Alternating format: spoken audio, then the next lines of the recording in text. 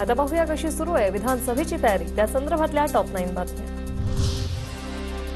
अजित पवार आणि मुख्यमंत्री शिंदेंमध्ये रात्री 3 तास बैठक। शहांनी सांगितलेला प्लॅन अंमलात आणण्याबाबत आणि शिंदे गट दादा गटात आमने सामने येऊ शकणाऱ्या जागांवर चर्चा। सूत्रांची माहिती, येत्या 15 आठवड्यात 100 जागा जाहीर करण्याचं महायुतीचं लक्ष्य। महायुतीकडून जागावाटपाच्या फॉर्म्युलावर बैठक सत्र सुरूच राहणार। मुंबईतील विधानसभेच्या 36 जागांपैकी 5 जागांवर मवियातून कोणाचाही दावा नाही। मलबार हिल, विलेपार्ले, चारकोप, बोरिवली आणि मुलुंडची जागा कोणालाही नकोशी। 5 जागांवर भाजपचे आमदार। मुंबईतील 7 जागांसाठी मवियात शरद पवार गट आग्रही, तर मुंबईतील 20 जागांवर ठाकरे आणि 18 जागांवर काँग्रेस ठाम। मविया विधानसभेला 180 पेक्षा जास्त जागा जिंकणार। 125 जागांवर सहमती, उर्वरित जागांवर चर्चा सुरू।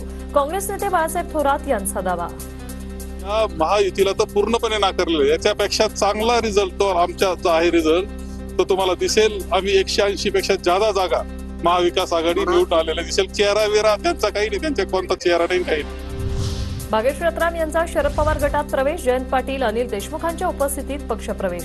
अहेरीतून बाबा अत्रमान विरोधात भागेश रतराम मैदानात। व्यासपीठावर महिला आयोग अध्यक्ष बसलेले त्यांच्या समोर जे शब्द वापरले त्या भाषेमुळे आम्हाला किती दुखावलं हे आम्हीच जाणू शकतो। म्हणून मला हे डिसिजन घ्यावं लागलं।